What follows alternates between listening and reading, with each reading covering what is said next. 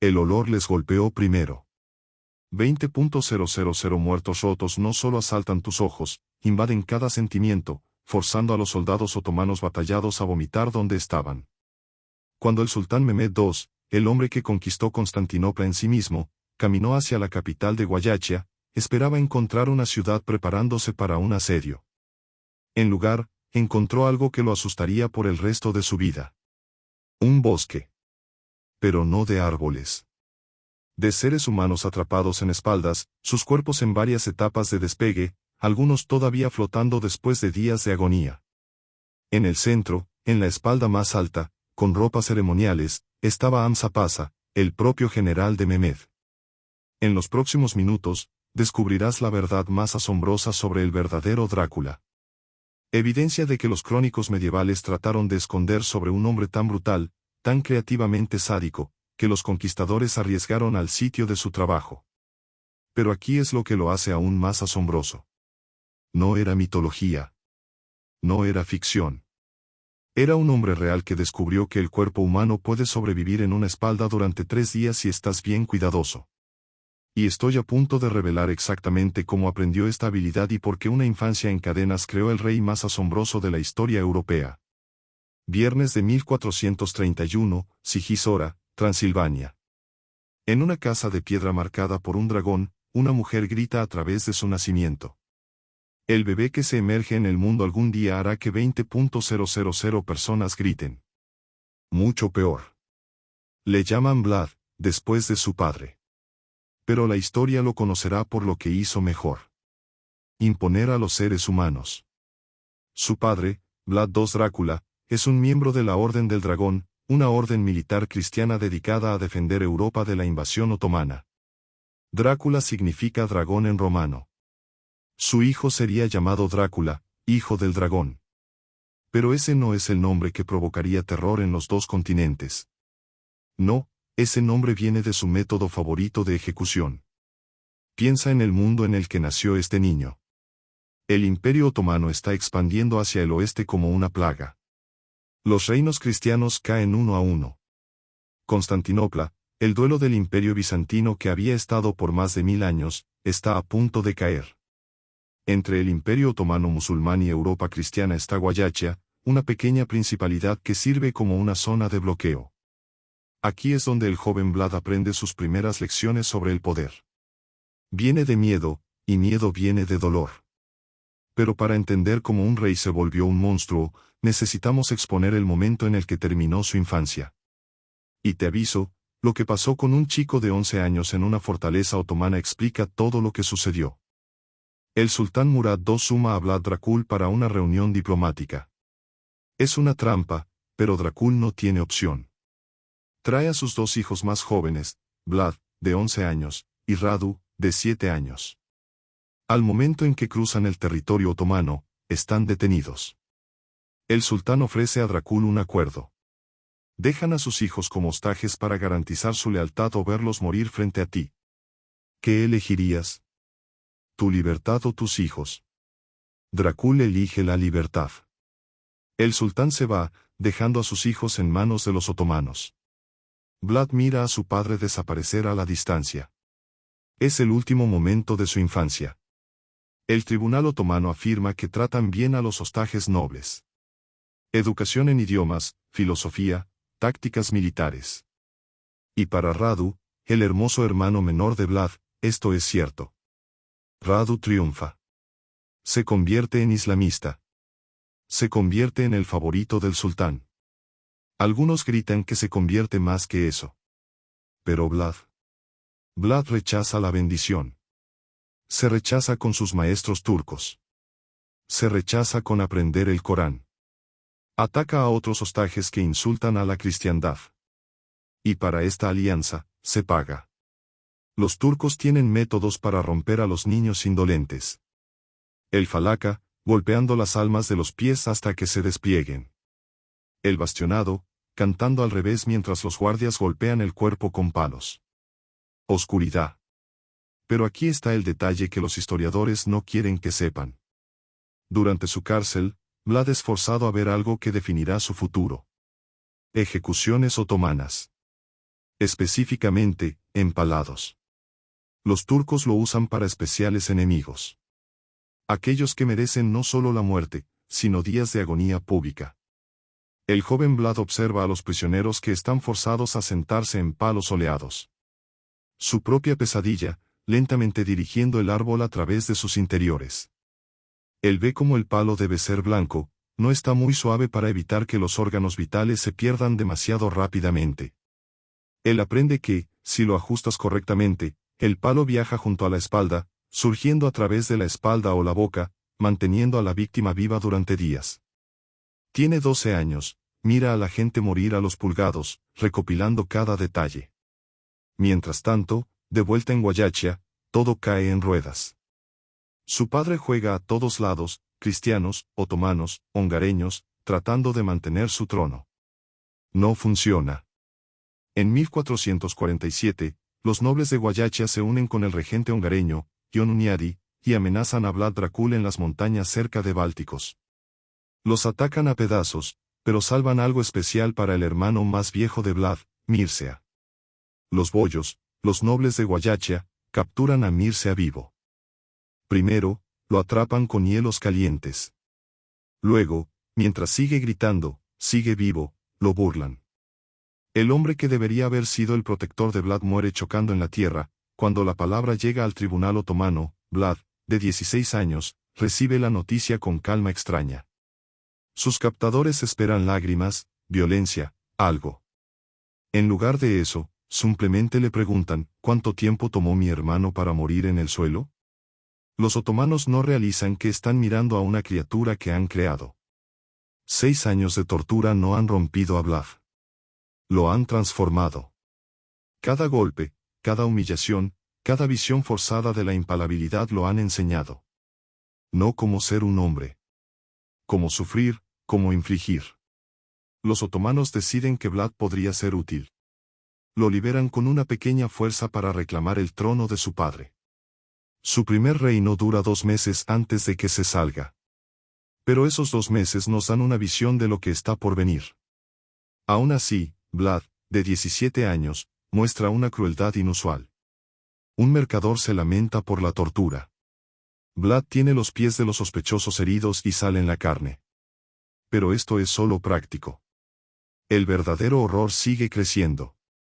Durante 8 años, Vlad sirve en varias armías, aprendiendo el arte de la guerra. Lucha con el hombre que mató a su padre, Ion Hunyadi, porque la venganza puede esperar, pero el conocimiento no puede. Estudia fortificación, tácticas de la guerrilla, la lucha psicológica. Lo más importante, construye una red de soportadores que comparten su odio por los otomanos y por los boyeros desgraciados. Llega el momento de Vlad. Con el apoyo de los hongareños, invade Wallachia de nuevo. El rey actual, Vlad II, lo encuentra en combate solo. Según la leyenda, Vlad no solo lo mata, lo derrota lentamente, agitando el cuello mientras Vlad todavía vive. Aquí es donde la historia cambia de violenta a genuinamente monstruosa. Domingo de Navidad, 1457. Vlad invita a cientos de familias boyeras a una fiesta en su palacio en Targoviste. Estas son las personas que traicionaron a su padre, que cogieron a su hermano vivo. Vienen vestidos en sus ropas más finas creyendo que el nuevo rey quiere paz. La fiesta es magnífica. El vino flota, la música toca. Luego Vlad se siente y le pregunta una pregunta simple. ¿Cuántos reyes han visto reinar Wallachia en su vida? Los boyeros, bebidos de vino y honestos, dan varias respuestas. Algunos dicen 5, otros 20. Algunos nobles de edad admiten que han servido a 30 diferentes reyes. Cada admisión es una confesión. Han sobrevivido cambiando lados, detrayendo a cada rey cuando sea conveniente. Vlad grita. Luego le da una señal. Los soldados disparan por todas las puertas.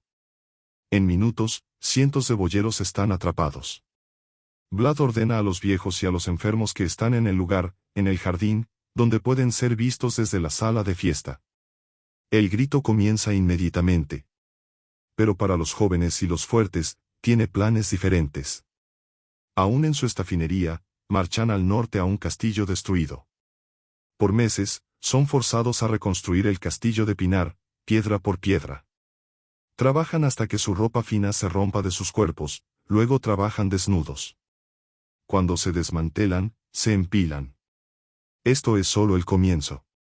He descubierto documentos que muestran lo que sucederá a continuación, que sorprenden incluso los estándares medievales de la crueldad. Pero primero, si estás encontrando estos errores históricos escondidos tan disturbantes como yo, haz clic en el botón de suscripción. Descubro las verdades oscuras sobre la historia cada semana, y confía en mí, la historia de Vlad se vuelve mucho peor. Ahora déjame contarles sobre el incidente que le dio su nombre infamoso, 1459 Brasov. Esta ciudad mercantil saxona ha estado atrapando enemigos de Vlad y acusaciones rivales al trono. Vlad envía un aviso. La ciudad lo ignora. Así que Vlad trae a 20.000 soldados y les muestra lo que sucede cuando ignoras al Sol Dragón. No solo ataca a la ciudad, lo transforma en una galería de terror. La Viserica Niágara, la Iglesia Negra, se llama a través de los campos que Vlad establece. Pero el fuego es mercilioso comparado a lo que hace. Hombres, mujeres, hijos, todos empalados en rocas lindas, bebés empalados en el mismo piso que sus madres, posicionados en el pecho como si enfermarse. Mujeres embarazadas con pisos dirigidos a través de sus habitaciones. Pero aquí es la parte que separa a Vlad de los tirantes comunes. Tiene una mesa en el medio de este bosque de humanos muertos. Los servidores le traen un plato completo, carne asada, pan fresco, vino. Vlad se sienta y come mientras está rodeado por miles de personas en varias etapas de la muerte. La emoción, el grito, la llamada. Es música de cena para él. Uno de sus tirantes no puede manejarlo. El hombre cubre su nariz contra el estanco de sangre y los huesos evacuados. Vlad notifica. ¿Te hace oler? Le pregunta agradablemente. El tirante admite que sí. Vlad lo lleva a un plato 2 veces más alto que los demás. Estarás por encima del olor, explica. Los crónicos medievales graban algo más sobre este plato. Algo tan distorsionante que la mayoría de los historiadores lo pierden. Según las fuentes alemanas y rusas, Vlad pide su pan en la sangre que cae debajo de los platos. El pan asado de sangre se convierte en su plato preferido durante las ejecuciones masivas. Los números al unido son aterradores. Estimados conservadores ponen que Vlad murió a 40.000. Otros dicen 80.000. Pero en una principalidad con solo 500.000 personas, él podría haber matado el 20% de su propia población. Eso es proporcionalmente más que Stalin o Pol Pot. Pero a pesar de esos dictadores, Vlad no delegó. Él personalmente supervisó. Él innovó. ¿Ves? El empalamiento básico no era suficiente para Vlad. Él desarrolló variaciones. Estacas por la boca para mentirosos. Por la cara para ladrones. Llevándolos lentamente con palos para que la víctima viviera más tiempo. Las mujeres que cometieron la adultería tenían estacas llevándolas a través de sus vaginas, emergiendo a través de sus bocas. Él empalmó a la gente hacia abajo. A la izquierda. En patrones que escribían mensajes. 2 cosas suceden que empujan a Vlad de un líder cruel a un monstruo completo. Primero, se reencuentra. Su primera esposa se ha perdido la historia, pero sabemos que tuvo que asegurar su sucesión. Segundo, el sultán otomano, Mehmed II, exige tributos. No solo oro. 500 niños para el ejército janizario. Niños para convertirse en islam y entrenarse como soldados. ¿La respuesta de Vlad? Él envía un mensaje al sultán. Ven y recogerlos tú mismo. Cuando llegan invasores otomanos a recoger el tributo, rehúsan remover sus estacas en la presencia de Vlad, citando la customa religiosa. Vlad los felicita por su devoción. Luego tiene sus estacas nadas en sus espaldas con espaldas de oro de 3 pulgadas. Están enviados de vuelta a Constantinopla, todavía vivos, todavía con su vestido de cabeza sagrada, ahora permanentemente atascados. El sultán envía un ejército liderado por Hamza Pasa. Vlad los ataca a la noche, capturando a miles. Cada prisionero es empalado. Pero para Hamza Pasa, Vlad prepara algo especial. El general es castigado primero, sus genitales estofados en su boca. Luego está empalado en una estaca cubierta de oro, porque incluso en la tortura, el nivel debe ser respetado. Esto nos lleva a 1462, y al evento que cementaría la reputación de Vlad para siempre. Sultán Mehmed II, llamado el Conquistador después de tomar Constantinopla, personalmente lidera un ejército de 150.000 hombres en Wallachia. Algunas fuentes dicen 300.000. Vlad tiene tal vez 30.000, incluyendo viejos hombres y niños, no puede ganar una batalla directa, así que no lucha directamente. Mientras el ejército otomano avanza, encuentran un desierto. Vlad ha quemado cada campo, envenenado cada villa, evacuado cada pueblo. Los turcos marchan por agua y silencio. Pero eso no es lo peor. Vlad envía prostitutos enfermos a los campos otomanos. Hombres infectados por la plaga infiltran sus rancos. El poderoso ejército otomano comienza a morir antes de que comience la batalla. 17 de junio de 1462. El ataque de la noche. Con una pequeña fuerza de su mejor caballería, Vlad infiltra al ejército otomano bajo la sombra de la oscuridad. El objetivo es asesinar a Mehmed en su tentó y terminar la invasión con un golpe. Vlad personalmente lidera la lucha, cortando a los guardias buscando la pabellón del sultán. Pero en la oscuridad y el caos, alcanzan el tentó equivocado. En lugar de Mehmed, encuentran al gran visir. La asesinación falla. Vlad y sus hombres barrancan escapar mientras el campo otomano se moviliza. El próximo día, Mehmed continúa hacia Tarkoviste, la capital de Vlad. Las puertas se abren. No hay defensores en las paredes.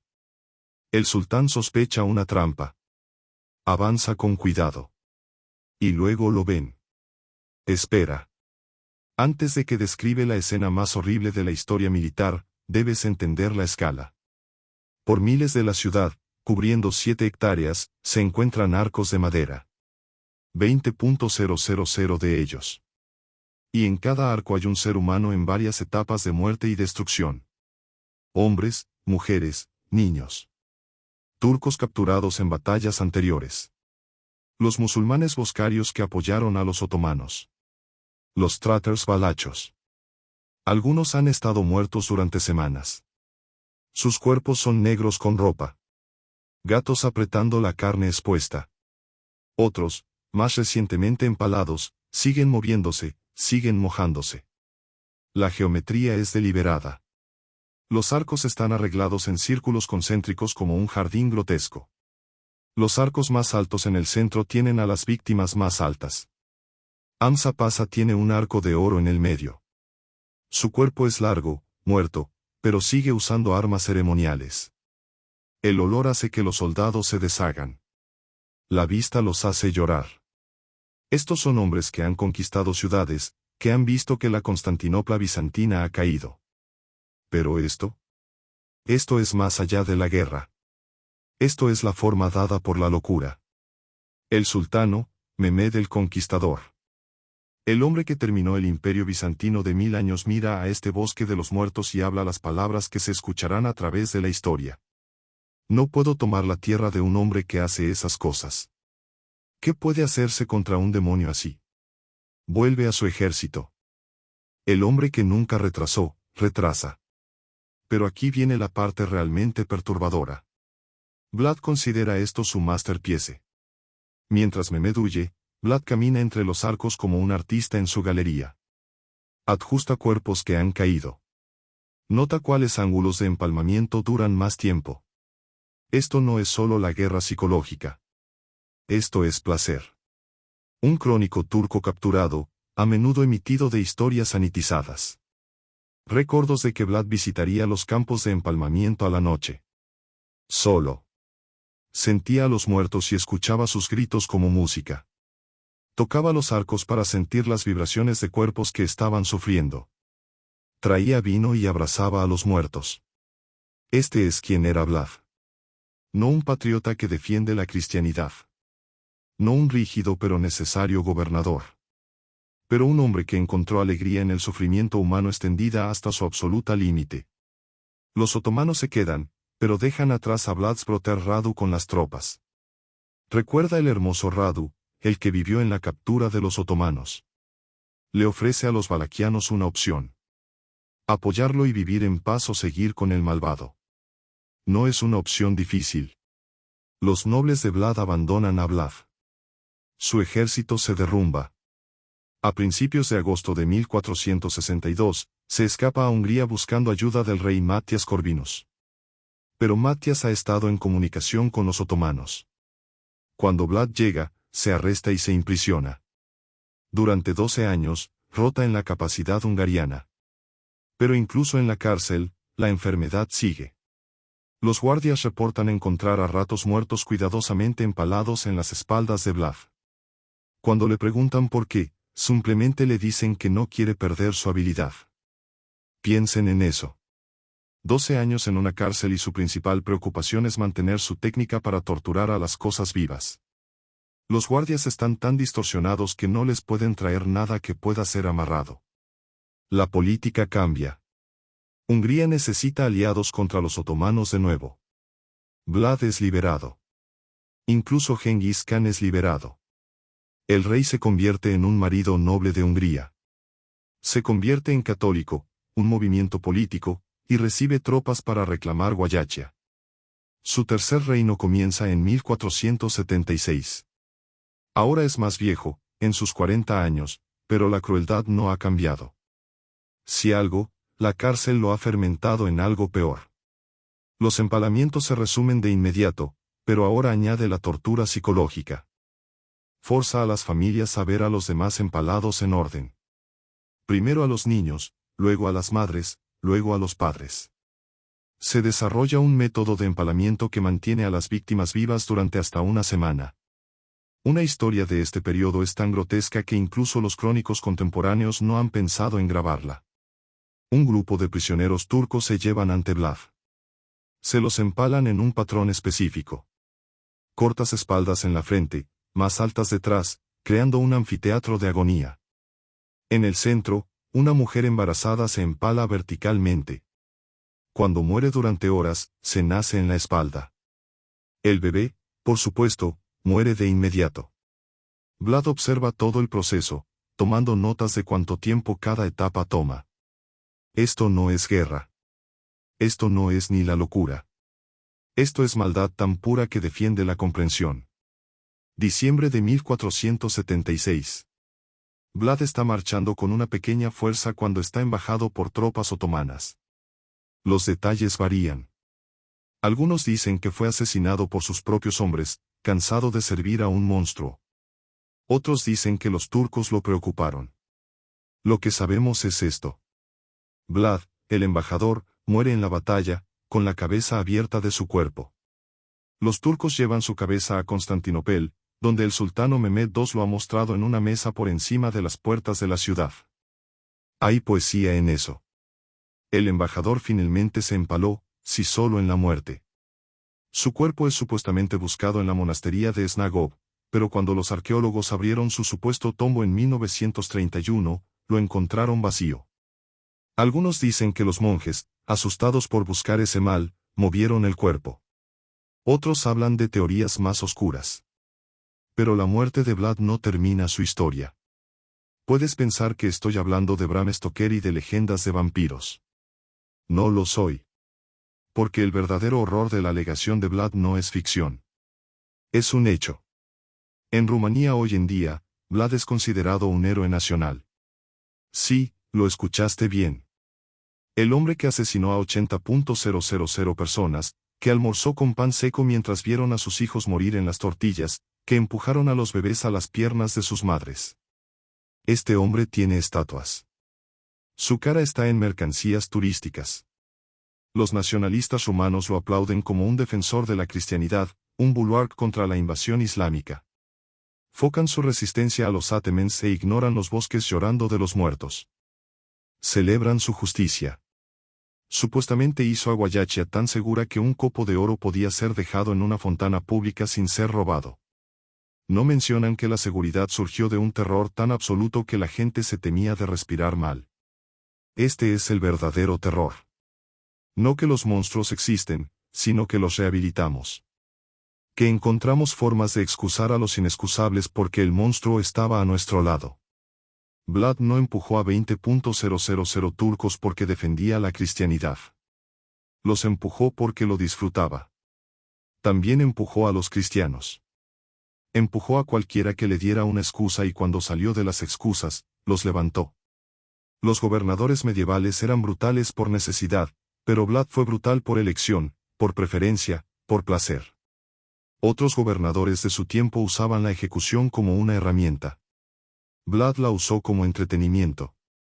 Otros gobernadores mataron a enemigos. Vlad mató de manera rápida. Comerciantes que le miraban mal. Mujeres que cocinaban alimentos que no le gustaban. Niñas que lloraban demasiado. Una vez, empujó a un grupo de embajadores extranjeros por ser demasiado bien vestidos, diciendo su fina e insultante simplicidad de guayachia. Las historias alemanas hablan de Vlad enfrentando a un pezón con una camisa rompida. Le pregunta si el hombre tiene una esposa. Sí, dice el pezón. ¿Vlad tiene a la esposa enojada por no cuidar bien de la ropa de su marido? Luego le da a la mujer una nueva esposa con un aviso. Mantén a tu marido mejor vestido o unite a tu predecesor. Esto no era justicia. Este era un hombre tan dañado por el trauma de su infancia, tan atrasado por años de mirar la crueldad de los otomanes, que se volvió peor que sus torturadores. Los otomanes se enojaron a enemigos. Vlad enojó a todos. Los otomanes usaban la tortura como punición informativa. Vlad la usaba como placer. Los psicólogos modernos estudiando los records históricos clasifican a Vlad como un psicópata sadista con probable disfunción sexual. Muchos de sus métodos específicos de empalmamiento tarjetan a órganos sexuales. Notan su trauma de infancia, su observación forzada de la tortura, su poderosidad como hostilidad, el desarrollo clásico del asesino, excepto que este asesino tenía un ejército en un país. Pero tal vez el detalle más relajante viene de aquellos que lo conocían personalmente. Describen a un hombre que era culturado, inteligente, incluso encantador cuando lo escogió. Hablaba múltiples idiomas, escribió poesía, entendió teología y filosofía. No era un bruto sin mentes. Era peor. Una mente brillante que escogió usar sus regalos para crear el sufrimiento más exquisito posible. Los crónicos rusos describen mercantiles extranjeros visitando la corte de Vlad. Los trata bien, les muestra la hospitalidad. Luego, cuando se van, menciona casualmente que tuvo a sus sirvientes en la corte mientras comían para ver si notaban. No lo hicieron. Se ríe y les permite descubrir los cuerpos en su camino. Esto es lo que parece ser el mal verdadero. No una locura, pero calma, calculada crueldad transmitida con una sonrisa. En su última carta, escrita días antes de su muerte, Vlad se lamenta de que sus aliados hongareños no lo permiten en la corte tan libremente como le gustaría. Incluso al enfrentarse a una masiva invasión otomana, su principal preocupación es que no puede torturar a la gente suficiente. Ese es quien era Vlad. Un hombre tan adicto al sufrimiento humano que limitar su cuota de tortura era peor que la derrota militar. Cuando ese espada turco finalmente tomó su cabeza, no estaba matando a un defensor de Kristendom. Estaba exterminando a un animal rabioso que no tenía un crono. El verdadero Drácula no temía cruces o luz del sol. No hundía sangre con espadas. Hizo algo peor. Probó que con suficiente trauma de infancia y poder inesperado, un ser humano puede ser más monstruoso que cualquier mito. Nos mostró que los peores horrores no vienen de criaturas supernaturals, sino de humanos dañados por la oportunidad de distribuir su daño. 20.000 muertos rotando en las escaleras. Niñas muriendo en los brazos de sus madres. Niños forzados a ver a sus padres en la orden. Mujeres embarazadas dando nubes mientras mueren en los polos. Esto no es leyenda. Esto es una exageración. Esto es historia, grabada por diversas fuentes de diversas naciones, todas pintando la misma imagen de un encarnado malvado. Pero aquí está la última y más disturbante verdad sobre Vlad el Impecable.